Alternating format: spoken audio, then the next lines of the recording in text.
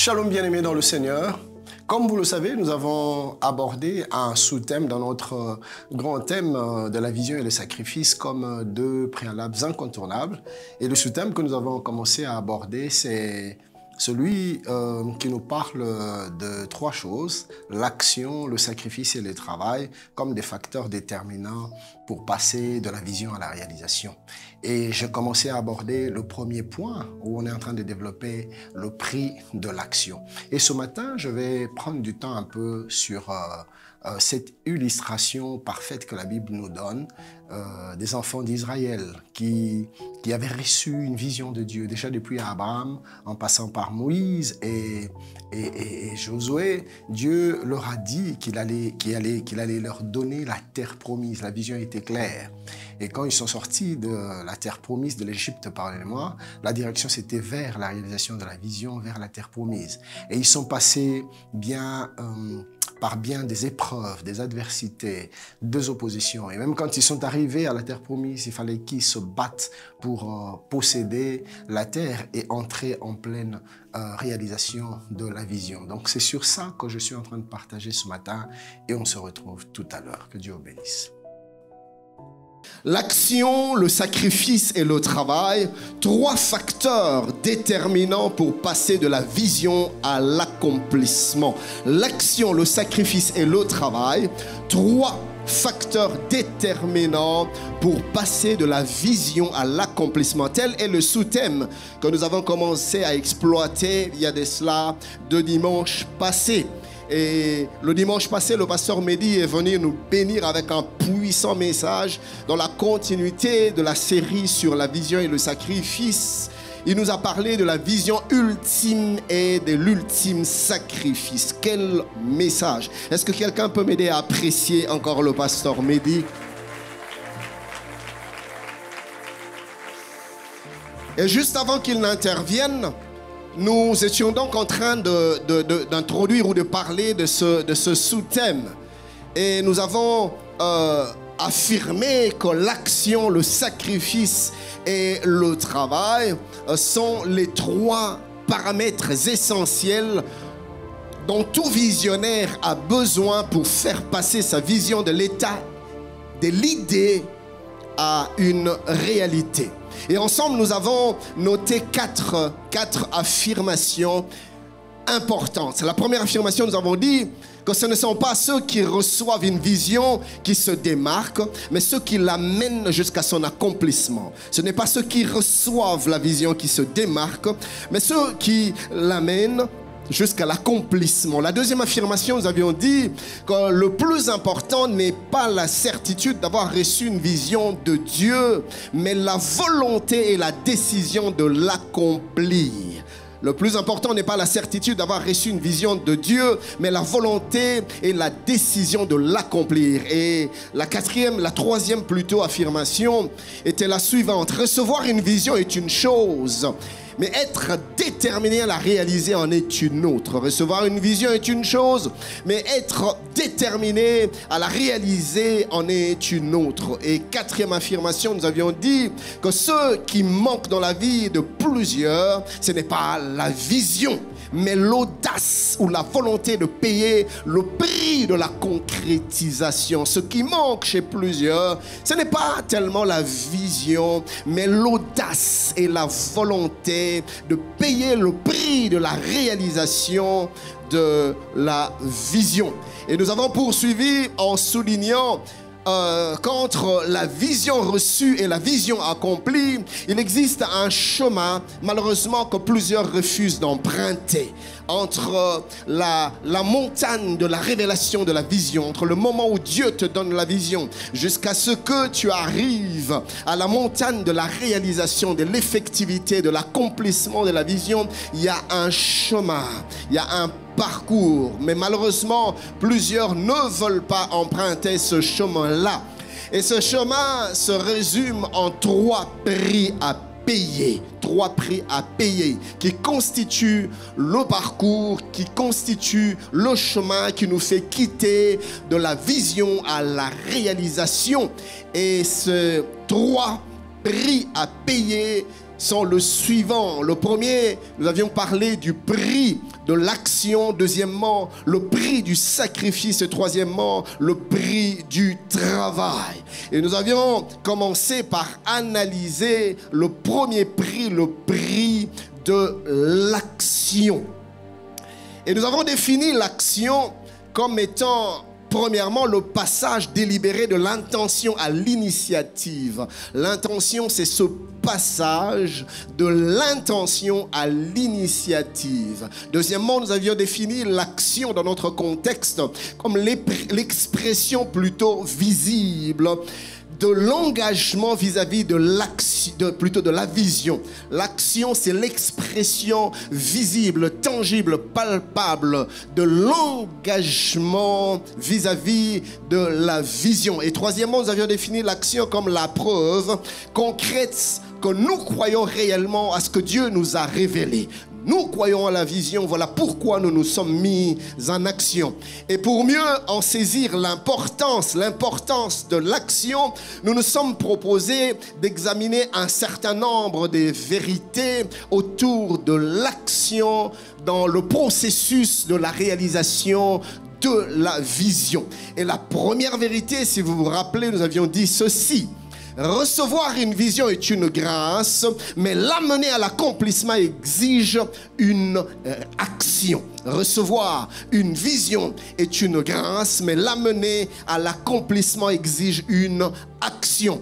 Et nous avons insisté en disant ceci: si Dieu donne la grâce, c'est à l'homme qu'incombe la responsabilité de l'amener à la réalisation au travers de l'action. Donc Dieu donne la grâce de la vision, mais l'homme amène la vision à l'accomplissement par l'action.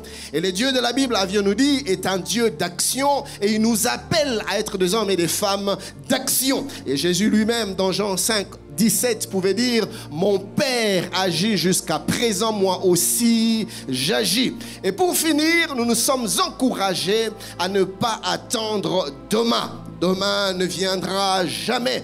Tomorrow will never come. Mais à agir aujourd'hui, à sortir de la procrastination, à sortir du rond-point. Et à quinoa, plutôt nous les quinois, nous allons dire aux ronds-points. Nous avions refusé de rond-point. Nous nous sommes encouragés à sortir du surplace et à aller dans la prochaine étape, à refuser sans cesse de remettre l'exécution de la vision à plus tard, mais plutôt à oser d'avancer avec la force, les capacités que Dieu nous donne, comme il l'a fait avec Gédéon. Amen, amen, amen. Est-ce que quelqu'un se rappelle de ce que j'avais enseigné l'autre dimanche? Gloire à Dieu. Alors maintenant, je vais commencer avec la deuxième vérité. Notez. Là où l'action est intentionnelle, elle devient le pont qui nous fait traverser de la vision à la matérialisation. Là où l'action est intentionnelle, elle devient le pont qui nous fait traverser de la vision à la matérialisation. Bien-aimés dans le Seigneur, notez ces deux affirmations. La première affirmation est la suivante: l'action est le prix à payer pour briser le cycle de l'infertilité et entrer dans la dynamique de la productivité. Je répète, l'action est le prix à payer pour briser le joug, le cycle de l'infertilité et entrer dans la dynamique de la productivité. Voyez-vous, chers bien-aimés, plusieurs enfants de Dieu ont reçu quelque chose de Dieu. Ils ont reçu une vision de Dieu. Ils ont reçu des promesses de Dieu. Mais malheureusement, la vision reste sans s'accomplir. La vision reste sans se réaliser. Ils tournent en rond et par conséquent, ils ne produisent rien. Ils sont stériles. Stériles dans tous les domaines de leur vie, ou du moins dans plusieurs domaines de leur vie, alors que Dieu les a appelés à vivre différemment. Mais ils tournent en rond et ils vivent une forme d'infertilité. Et quand je parle de l'infertilité ici, je parle de l'incapacité de produire des fruits visibles, malgré l'existence d'une vision divine authentique, malgré l'existence des promesses qu'ils ont entendues de Dieu, mais ils ne produisent aucun fruit, ils sont infertiles. Quand je parle parle de l'infertilité, je parle de l'absence de résultats palpables, des résultats concrets malgré le potentiel qu'ils ont reçu. Quand je parle de l'infertilité, je parle de la stagnation ou encore du manque de progrès clair et évident. Paul parlant à son fils Timothée lui dit que tes progrès soient évidents aux yeux de tous. Il faudra que tout le monde voie. Et bien aimé dans le Seigneur, là où il y a le progrès, ça ne se cache pas. Le progrès ne se cache pas. Là où il y a l'avancement, ça ne se cache pas. On le verra, on le saura. Ne nous dis pas que tu évolues, ne nous dis pas que tu progresses. Nous allons te regarder et ça sera tangible. L'évolution a toujours été tangible. Le progrès a toujours été palpable. Je lève ma main, je déclare que ton progrès sera évident, ton progrès sera palpable au nom de... Oh, donne-moi un amen bien.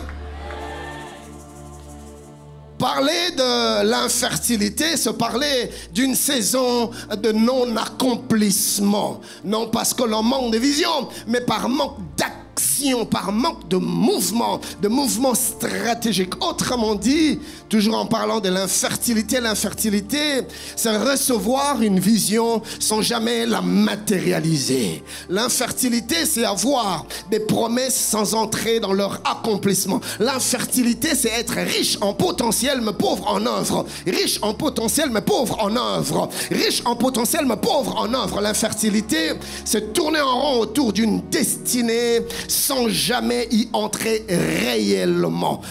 L'infertilité, pour finir, c'est posséder des dons sans jamais produire un véritable impact. Mais ce matin, je déclare que tu ne seras pas infertile dans le nom de Jésus. Bien-aimé, peu importe le domaine de ton activité, je libère la fertilité, je libère la productivité, je libère la fécondité. Donne-moi un bon amen. J'ai un fardeau dans mon cœur de voir le peuple de Dieu aller de l'avant.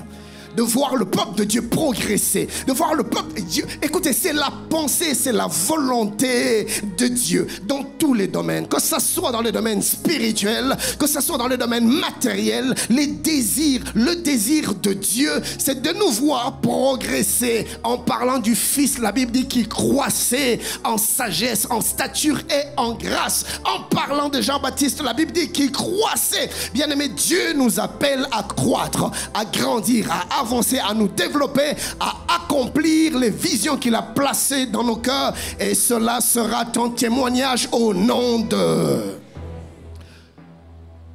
Deuxième affirmation. L'action n'est pas un simple détail dans le processus de la réalisation de la vision, mais elle en est le déclencheur essentiel.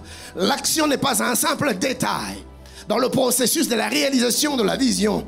Elle en est le déclencheur essentiel. Lisez avec moi, bien-aimé, Exode. Exode, le chapitre 12e, le verset 6. Ce verset m'a beaucoup édifié. Exode 17, 6. La Bible dit ceci. C'est Dieu qui parle à Moïse. Voici, je me tiendrai devant toi sur le rocher.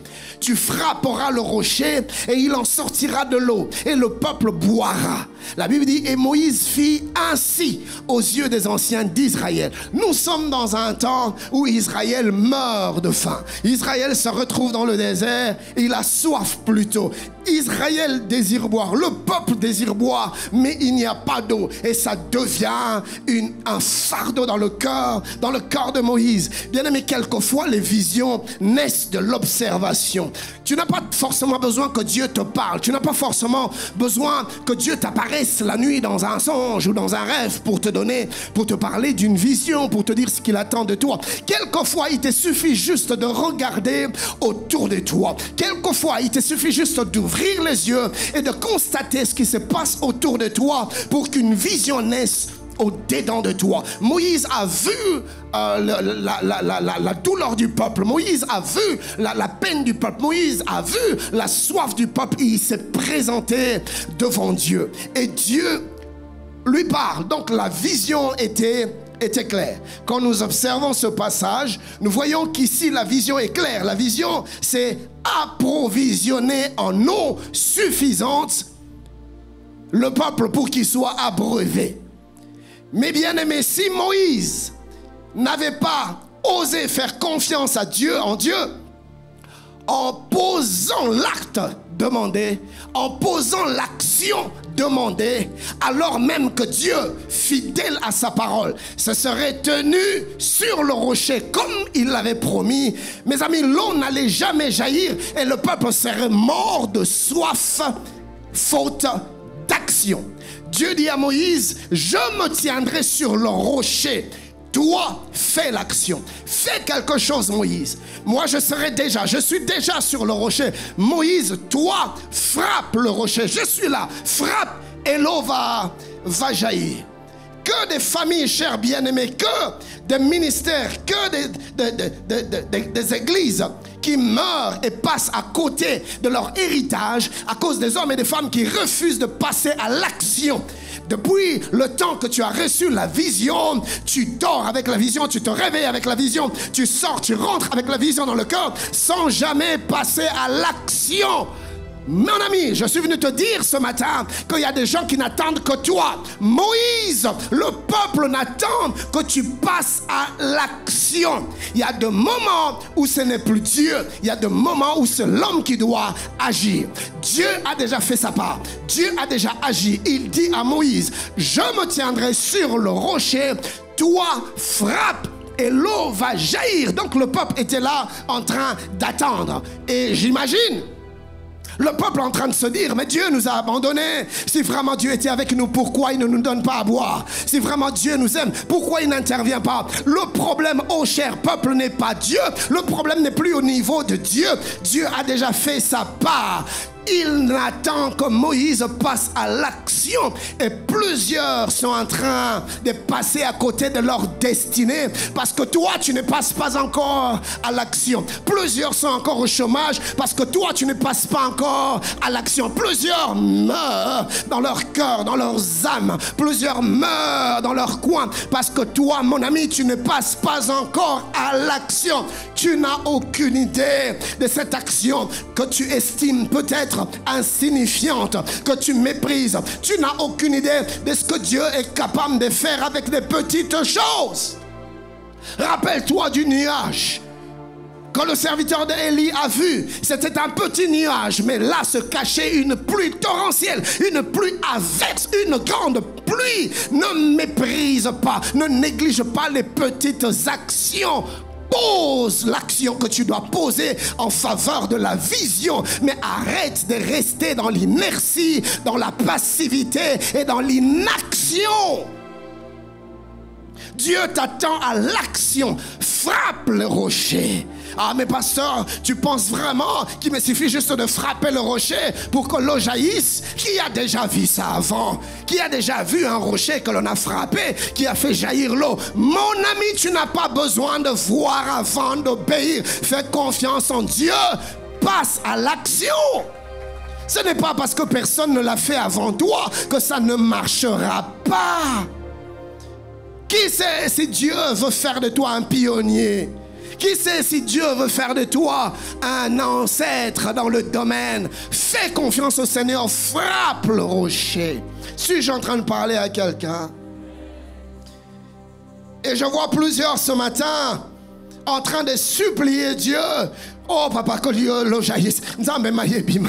Nzambe nafani pemene libanga. Nzambe mayebima. Nzambe mayebima. Ce n'est plus le temps pour toi de prier. C'est le temps d'agir. Donne-moi un bon amen. Le Dieu de la vision est déjà positionné sur le rocher. Il n'attend plus que ton action pour entrer en œuvre et produire le miracle. Notez ceci. Là où la prière n'est plus entendue, l'action est attendue. Là où la prière n'est plus entendue, l'action est attendue. Lisez avec moi Marc 2, du 11e au 12e verset. La Bible dit ceci: je te l'ordonne, dit-il au paralytique, c'est Jésus qui parle. Lève-toi, prends ton lit et va dans ta maison. La Bible dit, et à l'instant, il n'a pas attendu pour passer à l'action. Dès qu'il avait reçu la vision de Dieu, il n'a pas attendu. La Bible dit à l'instant, il se leva, prit son lit et sortit. Il n'y a plus de temps pour la passivité. Lève-toi, prends ton lit et sors. Est-ce que je suis en train de parler à quelqu'un ce matin? Tu as la vision, ce qui te manque maintenant, c'est l'action. Et je suis venu te dire ce matin que tu as assez demeuré dans l'inaction. Lève-toi et agis. Troisième vérité, notez.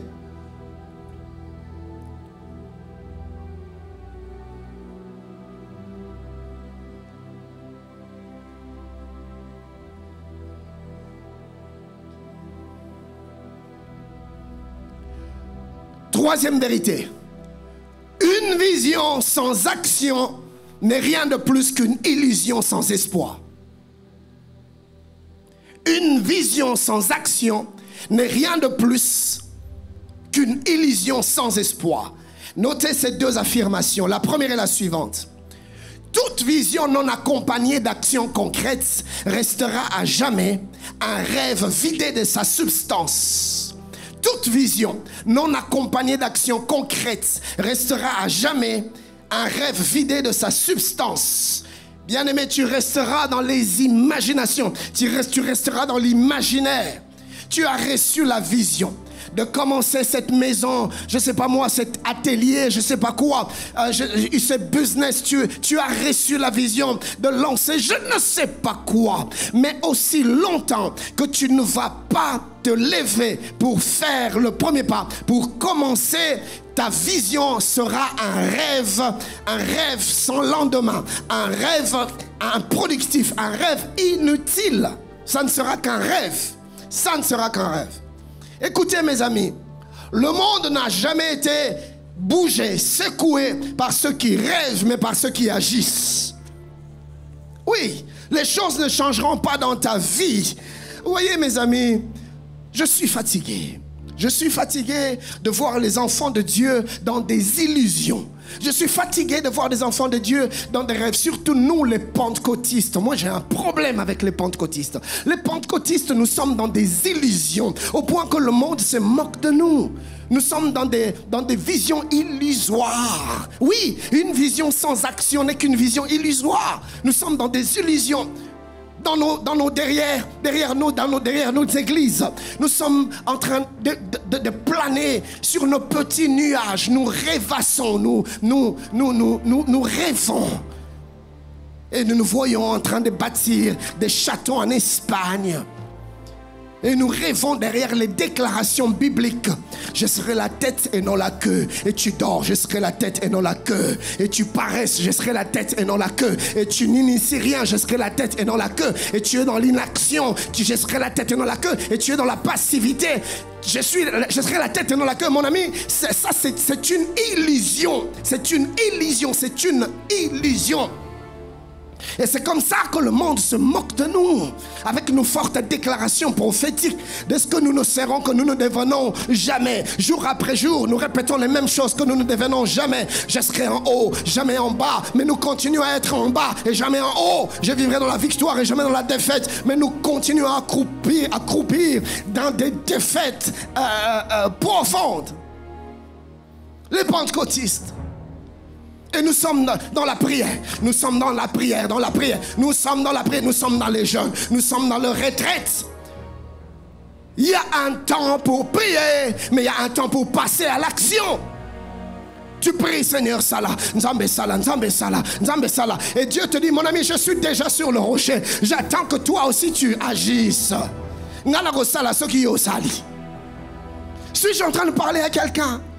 Regarde ton voisin, dis-lui, mon ami, qu'est-ce que tu fais? Change de voisin, dis-lui, qu'est-ce que tu fais? Qu'est-ce que tu fais? L'église, nous sommes dans l'inaction, dans la passivité. Et nous nous cachons derrière le temps de Dieu. J'attends le temps de Dieu. Le jour où tu viendras me dire que tu attends le temps de Dieu, mon frère, au regretter. Parce que façon à rebonner là, yo. Amen, amen. C'est l'heure de l'action. Alléluia. Comment cette boutique-là, Banda Yango. Oh non, mais pasteur, écoutez, souviens-toi de la veuve. La veuve a dit à Élie, je n'ai qu'une poignée de farine et un peu d'huile, un tout petit peu. Je n'ai qu'un tout petit peu. Élie lui dit que tu ne manqueras plus jamais de farine et l'huile n'arrêtera pas de couler. Alléluia. Dans tout le cas, mon ami, Dieu n'a pas besoin de beaucoup pour faire beaucoup. Dieu n'a pas besoin de grand pour faire grand. Non, Dieu est suffisamment grand pour transformer le petit en grand. Dieu est suffisamment fort pour transformer le faible en fort. Il est suffisamment Dieu. Tout ce dont il a besoin, que tu entres en action. J'ai un fardeau dans mon cœur. Je veux voir cette église être remplie d'hommes et de femmes d'action. Nalingi na yoka boyaka ko ebisangai papa kene na sina bandi boy papa kene mo ibike makala wana ibike na bandi ko teka makala papa kene ibike fufu wana bambadi wana na sina bandi yango. Je suis fatigué, mon ami, je suis fatigué. Je ne suis pas contre. Je sais que quand les temps sont durs, on a besoin d'aide. Je ne méprise personne. Je ne méprise pas non plus ta douleur, mais je suis fatigué des gens qui viennent jour après jour pour demander pasteur pesanga 1000, pasteur pesanga 100, pasteur moi 200 exaté, pasteur pesanga. Je veux bien te donner. Je te donnerai aujourd'hui. Je te donnerai demain. Encore à la limite, peut-être si Dieu me touche, je te donnerai après demain. Mais le 4e jour, ce n'est pas évident que je te donne. Le proverbe dit ceci: va rarement dans la maison de ton prochain. Vous savez pourquoi? De peur qu'il ne se rassasie de toi. C'est-à-dire, akolemba yo. Est-ce que vous savez qu'il y a des gens qui seront moniera? Vous savez ça? Oui. Ou bien seront monika appelle na écrit. Hey. Parce que au yebika ako senga. J'insiste, je ne méprise pas le temps difficile dans lequel tu es, mais je suis en train de parler des gens qui ne veulent rien faire. Parce que bon, là au sol ils ont ngotenga na sani. Et là au sol les ate penza. Et là au sol les ate. Mon ami, parce que quand je sors sur boulevard, je vois des mamans en train de vendre des oranges, en train de vendre. Mon ami, c'est la petite quantité d'huile et de farine que Dieu a multiplié. Fais quelque chose. Fais quelque chose. Regarde ton voisin, c'est surtout Yotika Kosenga. Tala na monsieur c'est harmonie. To si to comme na to lembio nante. Mais tu comme lemba yo. Non non to lembio te mais comme ya malem.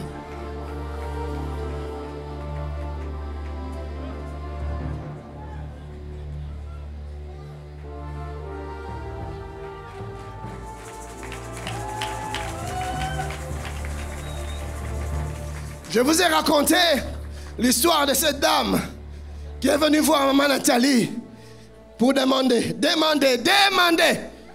Pesanga. Maman Nathalie dit ok. Tout ça la boy. Naebi naza na koki kolukela yo. Moi eteni ya mabele. Yo yakakaka salabilanga. Mana chali ngopna sabilanga mana chali nasabilanga yo salabilanga te yo nani. Donc tu préfères au senga na yo plutôt que donc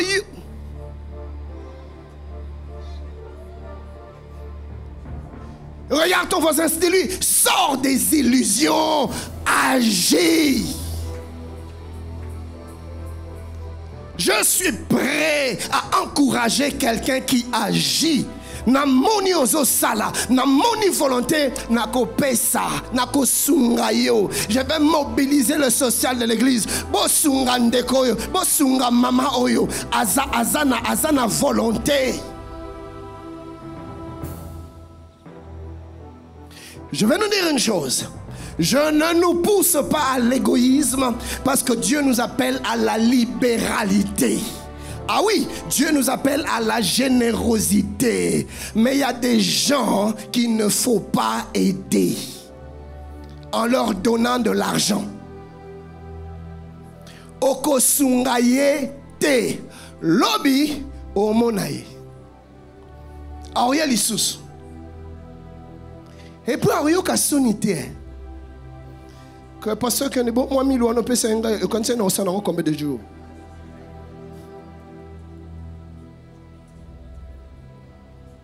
Je préfère encore que tu me dises, Papa Ken, il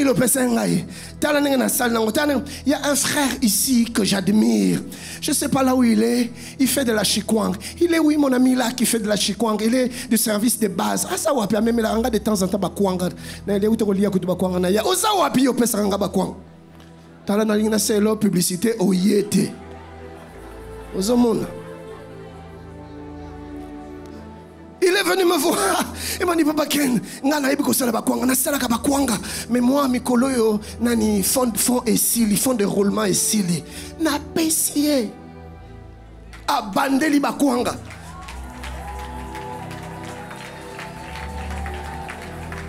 Il est où? Monte. Il est venu me voir.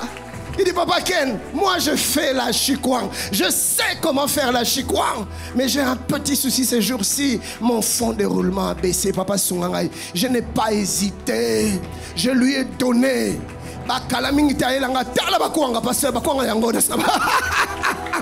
Est-ce qu'on peut acclamer notre bien-aimé?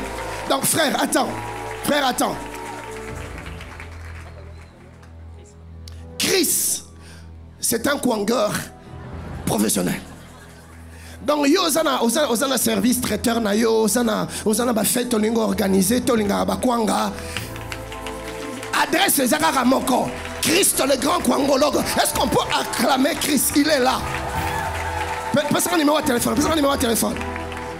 081 083 130 on est comment ça dit comment Ozoko raté 083 63 0 23 12. Mais prenez Ozoko maté. Est-ce que yoli a quoi maté? To bandela 083 63 0 23 12. To roli a ba quoi ngana yo. Nzamba pambola.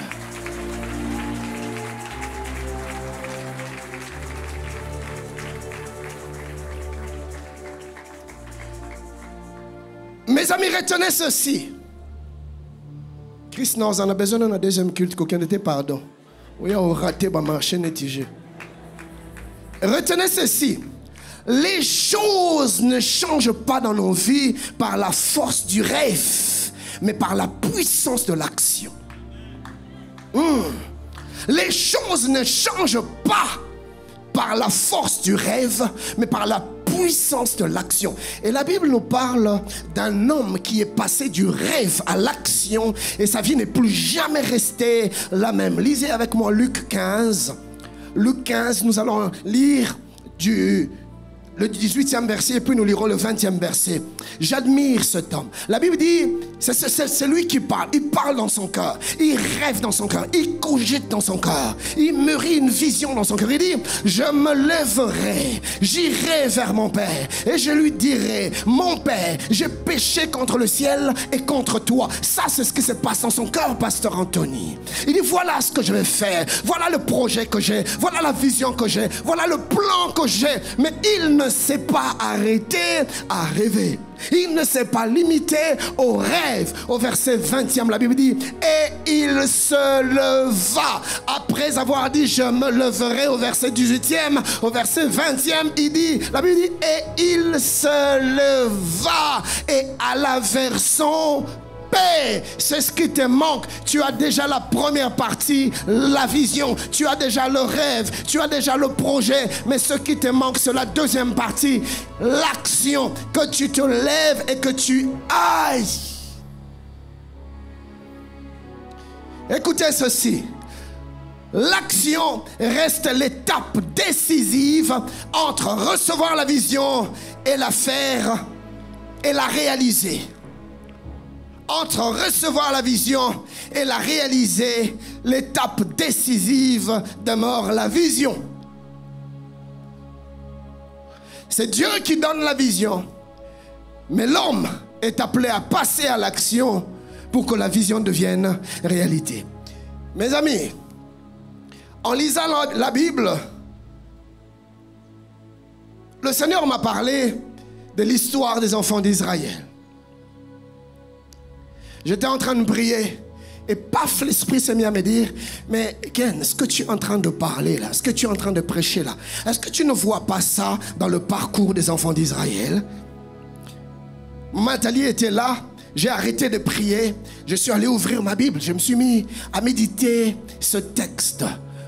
L'histoire des enfants d'Israël en route vers la terre promise, bien-aimé, est une illustration parfaite et profonde de la nécessité de l'action dans la vision. Et la vision de Dieu pour Israël était de les conduire dans la terre promise. Un lieu de repos, un lieu d'abondance, un lieu de prospérité, mais un lieu d'accomplissement de la vision, d'accomplissement de la promesse. C'était la vision de Dieu, que ce peuple se retrouve dans sa terre, la terre promise. Là, les laits coulent, là, le miel coule, là, les promesses vont s'accomplir. Il faut qu'ils y arrivent. C'est la vision de Dieu, c'est la pensée de Dieu, c'est le désir de Dieu. Et Dieu l'avait juré à Abraham. Il a donné la promesse. Il lui a dit, ta descendance héritera un pays où coule le lait et le miel. Nous sommes là dans Genèse 12, 7. Genèse 12, 7. L'Éternel a apparu à Abraham et dit, je donnerai ce pays à ta postérité. Vous voyez, Abraham a cru à cela. Parce que la suite, la Bible dit, et Abraham bâtit là un autel, et l'Éternel, à l'Éternel qui lui était apparu. Donc Abraham n'est pas resté passif. Après avoir reçu la vision de Dieu, la Bible nous montre qu'Abraham s'est mis à faire le voyage et à aller vers un lieu inconnu, vers le pays dont Dieu lui a parlé. Il a osé prendre le risque de l'action. Oui, quelquefois, l'action te demandera de prendre des risques. Ce qui empêche plusieurs de passer de la vision à la réalisation, c'est le manque d'action. Mais ce qui crée, ce qui cause ce manque d'action, c'est souvent la peur du risque. Mais Seigneur, si ça ne marche pas, mais Père, je risque de tout perdre. Mais Papa, je risque de perdre. Mais est-ce que ça va marcher? Tu ne sauras jamais si ça va marcher, à moins que tu n'essayes, à moins que tu risques. Et nous devons apprendre à faire confiance au Seigneur. Même si je perds, un peu comme Abraham, quand il sacrifiait Isaac, Abraham avait confiance en Dieu. La Bible dit qu'il se disait en lui-même, même si Isaac meurt, je crois que Dieu a la capacité de le ramener à la vie. Fais confiance au Seigneur. Écoutez, Dieu honore la foi. Dieu n'honore pas la passivité. Dieu n'honore pas l'inaction. Pose l'acte. Fais-le par la foi. Seigneur, tu as imprimé la pensée dans mon cœur. Ça fait plusieurs temps que ça ne me quitte pas. Mon Dieu, je décide de te faire confiance et de passer à l'action. Prends le risque, mon ami, ce matin. Prends le risque. Prends le risque. Je vous ai souvent parlé de mon propre témoignage quand le temps était arrivé de quitter les Nations Unies. Je suis allé voir ma chef, c'était une Américaine, je ne lui dirai jamais, Peggy Pedré. Je lui ai dit, voilà, j'ai une vision dans mon cœur. Je dois arrêter ce travail parce que j'ai un appel ecclésial. Alors il m'a dit, Ken, ce matin j'ai reçu un email. Je pensais que c'était pour moi. Mais quand tu me parles, je comprends que cet email était pour toi. Un ami m'a écrit. Et puis on est allé devant son ordinateur. Elle a ouvert son email, sa boîte, et elle m'a montré le message. Et son ami était en train de lui dire, il nous arrive dans la vie d'être à la porte de notre percée. Mais ce qui nous empêche d'y accéder, c'est notre attachement à notre confort. Nous sommes tellement attachés à notre zone de confort. Nous voulons rester confortablement assis sur nos chaises, sur nos sièges. Et nous restons attachés, nous restons attachés. Et nous passons à côté de la prochaine étape. Et c'est comme ça d'ailleurs que j'ai toujours été convaincu, mes amis. C'est pour ça qu'à un moment donné, Dieu a fait exprès à Kéritz pour que le torrent s'arrête de jaillir. Il ne fallait pas qu'Élie s'attache au torrent. Élie devait rester attaché à Dieu. Il dit, le torrent ne coule plus. Élie certainement se pose des questions. Dieu lui dit, va maintenant ailleurs. J'ai une autre dimension. Tu dois passer à autre chose. Va à Sarepta. Élie a posé l'action. Il est allé à Sarepta. Même quand il arrive à Sarepta, Rachel, il voit la veuve, il parle à la veuve, mais la veuve semble n'avoir rien entendu. Et pourtant Dieu, pasteur Dulde, Dieu avait dit à Élie, j'ai ordonné à une femme veuve de te nourrir. Pasteur Anthony, est-ce que tu te rends compte? Pasteur Mehdi, est-ce que tu te rends compte? Dieu avait dit à Élie, le Dieu qui ne ment ni ne trompe, avait dit à Élie, j'y ai ordonné à la veuve, à une femme veuve de te nourrir. Donc cela était déjà fait. On suppose que Dieu avait déjà parlé, n'est-ce pas? Mais Élie arrive chez la veuve, il parle à la veuve semble ne jamais avoir entendu Dieu lui parler. La veuve dit, je n'ai rien. Je n'ai qu'un peu de farine et un peu d'huile. Nous allons manger avec mon fils et après il n'y aura plus rien. Mais Élie ne s'attarde pas sur la femme. Vous voyez mes frères, quelquefois les réalités de la vie peuvent devenir pour nous une grande distraction dans la réalisation de la vision. Entre ce que Dieu t'a dit et ce que tu vis sur le terrain, mon frère, ce n'est pas toujours pareil. Écoutez, Dieu a sa manière de faire. Ce que Dieu a dit, c'est ce qui est vrai. Ce que Dieu dit ne cadre pas toujours avec nos réalités humaines. Vous voyez ça? Dieu peut te dire, la femme va te donner à manger. Tu arrives chez la femme te dit, je n'ai rien à manger. Et elle te donne l'impression de n'avoir jamais entendu Dieu lui parler. Mais pourtant Dieu a dit, j'ai ordonné à la... Mon ami, quand Dieu a dit, il a dit. Que tu le vois ou que tu ne le vois pas, il a dit. Qu'il y ait des preuves ou pas, ce que Dieu a dit, il a dit et ça se fera tel qu'il l'a dit. Suis-je en train de parler à quelqu'un? Et Abraham, pour revenir à notre histoire des enfants d'Israël, il n'a consulté ni la chair ni le sang. Il n'a demandé conseil à personne. Abraham n'est pas allé voir son père pour lui dire, papa, Dieu me dit, qu'est-ce que tu en penses? Souvent c'est l'erreur que nous commettons. Dieu t'a déjà donné la vision. Mais voilà, tu es tellement dans l'incertitude que tu es constamment en train d'aller chez les gens. Maman Viviane, si tu as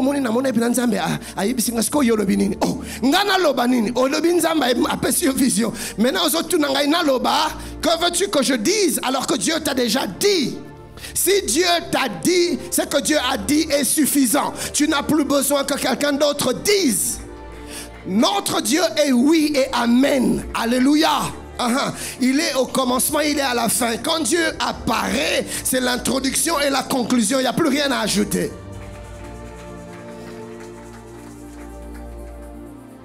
Abraham n'a consulté personne. Il s'est mis en mouvement vers un lieu en plus qu'il ne connaissait pas. Quel risque! Je suis en train de voir les sœurs de Sarah en train de parler entre elles. En tout cas,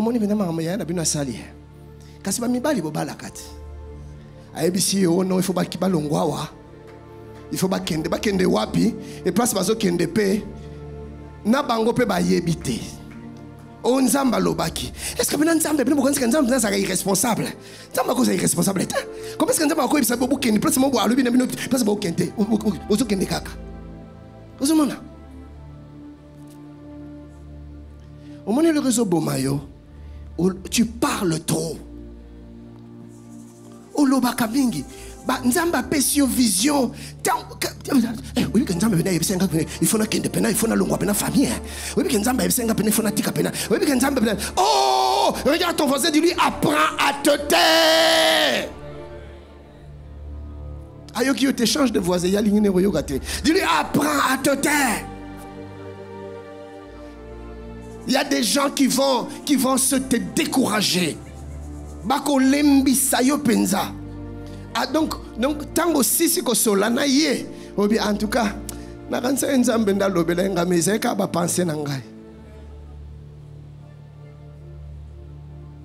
Quand tu penses aux moqueries de gens, aux critiques de gens.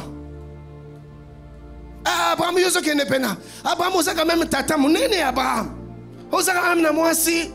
Abraham. Osaka même na frères et sœurs. Comment Rotika Karaboyo Kende, Abraham? Ça, c'est de l'irresponsabilité, Abraham. C'est de l'irresponsabilité. Ozo pena mbongo wana o investir. O nzamene sengana investir. Tia barulia yo mbongo romona.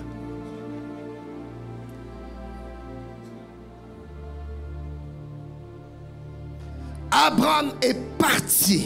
Ça n'a pas été facile, ça a même été très dur, mais au finish, Dieu s'est manifesté. Et aujourd'hui, Abraham est devenu le père de la foi. Pourquoi? Parce qu'il a osé prendre le risque de l'action. Mon ami, ceux qui ont bouleversé le monde ne sont pas des rêveurs seulement. Après avoir rêvé, ils sont passés aux actes. C'est ce qui te manque et c'est la prochaine étape. Je lève ma main, je déclare que tu vas poser des actions qu'il faut au nom de... Après que Dieu ait parlé à Abraham, plus tard, il parle encore à Moïse. Dans Exode 3, 8, il dit à Moïse, je suis descendu pour le délivrer de la main des Égyptiens et pour le faire monter de ce pays dans un bon et vaste pays. Dieu parle encore de la terre promise. Dans un bon et vaste pays, dans un pays où coule le lait et le miel, dans les lieux qu'habitent les Cananéens, les Essiens, les Amoréens, les Phérésiens, les Éviens et les Jébusiens. C'est là le problème. On va y revenir. Plus tard, il parle encore à Josué. Dans Josué 1, 2 à 3. Lève-toi, passe ce jour-là. Et il dit, tout lieu que foulera la plante de votre pied, je vous le donne. La vision que Dieu donne à Moïse, à Abraham, à Moïse, à Israël, bien que garantie par la fidélité de Dieu, cette vision, pour son accomplissement, exigeait au plus haut niveau la participation active du peuple. Israël devait se lever, sortir de la passivité, affronter les résistances, livrer les batailles contre les peuplades qui occupaient le pays et entrer en possession de l'héritage et vivre l'accomplissement de la vision. La vision était réelle, mais sans l'action, une action effective du peuple, la vision ne serait restée qu'un rêve sans jamais se réaliser. Il fallait que le peuple se lève. Dieu avait déjà dit, la terre est là, la terre promise est là, je vous le donne. Mais puis le Seigneur prend soin de rajouter. Mais il y a un détail que vous devez savoir. Sur cette terre-là, il y a des Jébusiens, des Girgasiens, des Amoréens, des Phérésiens, des Éphésiens, des Cananéens. Tous ces peuples étaient là, ils occupaient la terre. Alors il y a une question que je me suis toujours posée. Mais Seigneur, si tu as envie de me donner une terre, donne-la moi. Pourquoi tu me donnes une terre occupée? Dieu promène ses regards sur la terre. Donc, on peut mener un regard. On peut terre, on peut place tout déjà bazali. Et puis, peuple, mon côté, Phérésien, Amoréen, Girgasien, Jébusien. Donc, on a place au moni. Dieu dit oui, c'est là que coule le lait et le miel. Et Dieu attendait du peuple quelque chose. Vous savez, chers bien-aimés, Dieu aime toujours nous laisser notre part de responsabilité. Dieu voulait que le peuple se batte. Dieu voulait que le peuple pose des actions. Dieu voulait que le peuple agisse de manière active. Dieu voulait que le peuple combatte. Alléluia. Écoutez, c'est pas parce que Dieu a dit qu'il fera que la chose te sera donnée facilement. C'est là encore que l'église, les pentecôtistes se trompent. Nous pensons que puisque Dieu a dit, alors ça sera sans bataille, ça sera sans combat. Mais ce n'est pas de notre faute, c'est quelquefois le message que nous, le pasteur, nous vous disons.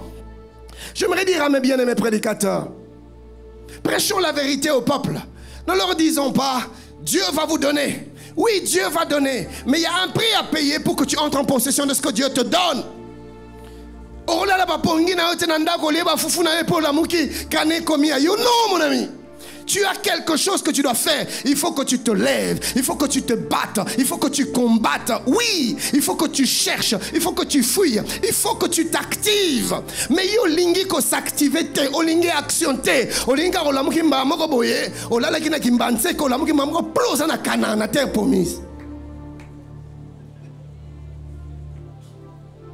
Ça ne se passera pas comme ça, mon ami. Bimana ba illusion wana mwana na nzambe. Réveille-toi et sors de tes rêves, passe à l'action. Ça ne se fera pas. Et ça la makanenge wana te. Babetelenga li solo. On m'a raconté une histoire de quelqu'un qui se retrouve en Europe. Il était devenu un peu orgueilleux, je crois, à la limite. Na famille naie. Une sorcellerie et on me dit qu'un jour Azaki au temple dans la rue, je ne sais pas si c'était à Bruxelles ou à Paris, mais en train de se balader dans les rues et puis pouf, à surtout qui bouillazana qui me pointe oui, na victoire, à surtout qui pef à la victoire, donc bah téléporter, bah transplanter. On est encore aujourd'hui en train d'essayer de faire des recherches sur la téléportation, mais ils sont en retard. Bayana, baya awa, tokolak sabango téléportation. Pam pam. Mais ça c'est la sorcellerie. Oui, mais malheureusement c'est ce que tu veux. Tu veux que Dieu te téléporte de là où tu es à la réalisation, à la pleine accomplissement, au plein accomplissement. C'est ce que tu veux. Sans aucune action, sans rien faire, en dormant, que Dieu t'amène vers la réalisation de tout ce qu'il t'a fait voir. C'est ce que tu veux, mais tu n'es pas différent. C'est que moi, dosi à sorcellerie mouké. Est-ce que quelqu'un est en train de m'entendre ce matin? Oui. Ça ne se passera pas comme ça. Non. Il faut que tu te lèves et que tu te mettes à traverser le désert. Tu vas souffrir de la faim, tu vas souffrir de la soif, mais l'avantage c'est que Dieu sera avec toi. Quand tu auras faim, le Seigneur fera jaillir l'eau du rocher. Et encore que là, tu dois poser l'action, tu dois frapper. Quand tu auras faim, l'Éternel va faire descendre la manne du ciel et les cailles d'en haut. L'Éternel prendra soin de toi. Mais il faut que tu bouges, il faut que tu sois à l'œuvre, il faut que tu t'actives. Tu traverseras le désert. Tu passeras par le désert, mais tu la traverseras. Tu n'arriveras jamais à Canaan si tu ne passes pas par le désert. Aucune vision ne se réalise sans ce parcours-là, sans ce chemin-là, sans ce cheminement-là. Et ne pense pas qu'une fois que tu auras traversé le désert, que ça sera le repos. Non. Avant d'entrer en possession de la terre promise, il faudra que tu te battes. Tu dois prendre l'épée, tu dois prendre l'arme, les armures et te mettre à te battre.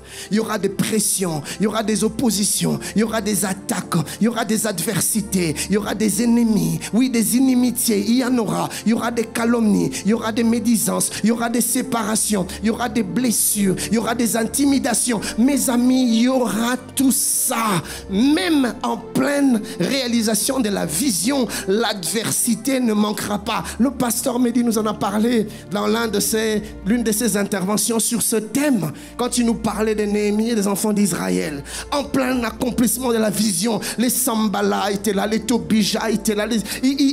L'adversité sera là. Mais ce qu'on mutuna nabulembu, si tu es un paresseux et tu veux non seulement que le Seigneur prépare pour toi, mais que le Seigneur prenne la nourriture pour toi et qu'il dépose dans ta bouche.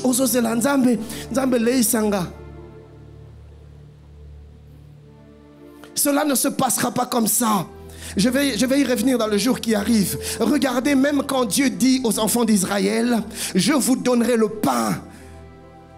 Maman, Dieu a fait une promesse ferme. Dieu dit aux enfants d'Israël, le lendemain, vous vous réveillerez et vous aurez le pain. Je vous donnerai le pain. C'était un ainsi dit l'Éternel. Il n'y avait pas de doute à cela. Mais ce qui est curieux, ce qui est bizarre, ce qui est incompréhensible, mes amis, c'est que quand les enfants d'Israël se lèvent le matin, ils sortent s'attendant à voir le pain. Qu'est-ce qu'ils voient? Quelque chose de bizarre, d'étrange. C'est un peu comme de la poudre blanche comme ça. Ils n'arrivent pas à comprendre. Et ils se mettent à dire, mais c'est quoi ça? Mais où est Dieu nous a promis le pain, mais ça c'est quoi? Et d'ailleurs, c'est là qu'ils ont donné le nom de la manne. Parce que la manne veut dire, c'est quoi ça? Manne, c'est-à-dire, c'est quoi ça? Et on a appelé ça la manne. Et pourtant, Dieu avait promis le pain, Maman Kisanga. Mais au lieu de voir le pain, ils voient la manne. Quelque chose qu'ils n'avaient jamais vu, qui n'avait pas de sens pour eux. Il y avait un processus pour que la manne devienne du pain. Selon ce que Dieu avait promis, il y avait un processus. D'abord, il devait se lever tôt. Tous les paresseux étaient exclus. Tous ceux qui aiment faire la grasse matinée étaient exclus. Quelquefois, dans la poursuite de la vision, il faut être apte à se lever tôt le matin. Pas seulement se lever physiquement, mais c'est-à-dire là où tout le monde est distrait, tu dois être éveillé. Là où tout le monde dort, tu dois être attentif. Là où tout le monde est pris par des choses inutiles, reste focus sur l'essentiel. Le peuple devait se lever tôt et sortir. Et ce n'était pas suffisant. Quelquefois, se réveiller très tôt est difficile. Surtout quand on dort tard. Mais le matin, c'était un principe. Ils devaient sortir de leur lit, sortir de leur sommeil, sortir de leur confort et aller à l'extérieur. Et une fois à l'extérieur, Dieu dit qu'il fallait ramasser. Donc il ne suffisait pas de sortir pour que la manne se transporte jusqu'à chez toi à la maison. Non, il fallait aller ramasser. Tu sors et tu te mets à ramasser la manne. Il faut ramasser, il faut aller prendre la manne. Mon ami, la manne ne viendra pas vers toi-même quand Dieu t'a promis le pain. C'est à toi de te réveiller tôt et d'aller vers la manne. Va là où se trouve la manne. La manne ne viendra pas vers toi. Arrête d'attendre la manne sur ton lit à la maison. Arrête d'attendre la manne en persévérant dans la prière. Je persévère dans la prière. Je persévère dans les jeûnes. Je persévère dans les retraites. Oui, la prière déclenche la manne. Mais quand la manne tombe, il faut te lever tôt, sortir et aller bosser, et aller travailler, et aller ramasser la manne. Maman Nathalie, même quand il ramassait la manne, ça ne suffisait pas. À la maison, il devait prendre la manne, mélanger avec de l'eau chaude, cuire la manne, frire la manne, pétrir la manne, malaxer la manne, travailler la manne, préparer la manne. Et c'est seulement après ce processus que la manne devenait le pain promis. Le pain promis est le résultat d'une action.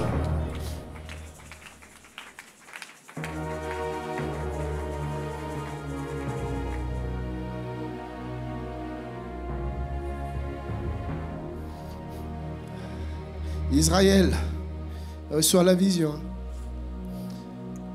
de la terre promise. Mais la vision avait un prix de son accomplissement. Et si vous lisez Nombre 14, 1 à 4, quand le peuple a refusé de poser l'action, rappelez-vous quand Moïse a envoyé les espions, quasiment tous ils ont refusé. Non, nous n'irons pas. Non, nous ne monterons pas. Non, nous préférons rentrer en Égypte. La Bible dit, sauf Josué et Caleb, Dieu a pris une décision. Dieu a dit, Moïse, toute cette génération n'entrera pas dans la terre promise. Sauf Josué et Caleb. Et pourtant, ils avaient la vision. La vision était authentique. Mais quand ils ont refusé l'action, ils sont passés à côté de l'héritage. Je vais finir avec ces 3 affirmations.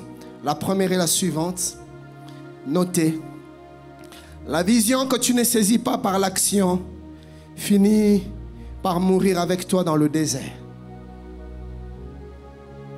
La vision que tu ne saisis pas par l'action finit par mourir avec toi dans le désert. Deuxième affirmation. Notez. Recevoir une vision sans agir, c'est refuser l'accomplissement divin. Recevoir une vision sans agir, c'est refuser l'accomplissement divin. Troisième et dernière affirmation pour aujourd'hui. Dans la poursuite de la vision, l'action est la clé qui ouvre la porte de l'intervention divine. Dans la poursuite de la vision, l'action est la clé qui ouvre l'intervention divine. Mon ami, tu n'as pas d'autre choix que de te lever et d'agir sérieusement. Que Dieu te bénisse. Vous l'aurez compris, c'est plus que jamais l'heure de l'action. Dieu ne bénit pas les paresseux, mais il bénit ceux qui se lèvent et qui posent de l'action. Il y aura toujours des risques à prendre, mais faisons confiance au Seigneur. Lui qui nous a donné la vision est fidèle. Pose les actions qu'il faut et le Seigneur va agréablement te surprendre. Que Dieu vous bénisse et à la prochaine.